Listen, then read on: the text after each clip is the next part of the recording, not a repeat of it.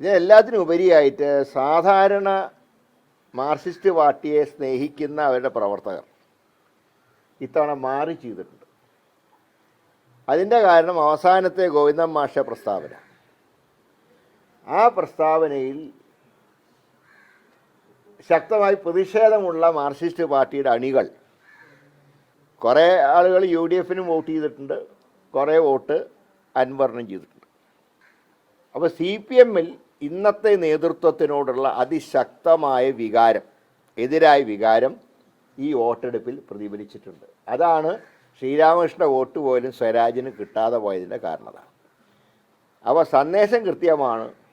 ഇവിടെ പാവപ്പെട്ട ആശാ വർക്കർമാരോട് പോലും ക്രൂരത കാട്ടിയ ഒരു സർക്കാരിനോട് നിലമ്പൂരത്തെ ജനത ശക്തമായി പകരം ചോദിച്ചു. പിന്നെ പ്രിയങ്കാ ഗാന്ധിയുടെ സന്ദർശനവും കോൺഗ്രസ്സിന് കരുത്ത് പകർന്നിട്ടുണ്ട്. ഇതെല്ലാം ഉപരിയായി ഇന്ത്യൻ യൂണിയൻ മുസ്ലിം ലീഗിൻ്റെ പ്രവർത്തകർ സ്വന്തം പാർട്ടി സ്ഥാനാർത്ഥിയേക്കാൾ ആവേശത്തോടുകൂടെ പ്രവർത്തിച്ചു. അപ്പോൾ എല്ലാ ഘടകങ്ങളും ചേർന്ന് മുന്നോട്ട് പോയാൽ പിണറായിസം ഈ മണ്ണിൽ കുഴിച്ചു മൂടാൻ കഴിയും എന്ന് ഈ തെരഞ്ഞെടുപ്പ് ഫലം തെളിയിച്ചു.